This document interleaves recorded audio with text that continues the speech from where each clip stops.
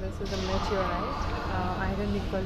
There are three types of them, and this one is M class, which is iron and nickel.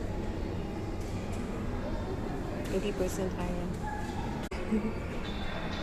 It's a space telescope with a solar panel.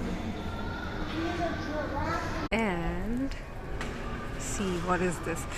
So this is Hubble telescope, and the real one is twice as big from this size. This is just a clone of the real one. This is toilet for astronauts. I think this is for number 1 and this is for number 2.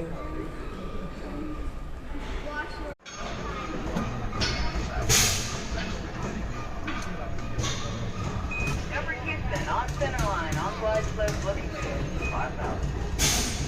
Come on, we can make it.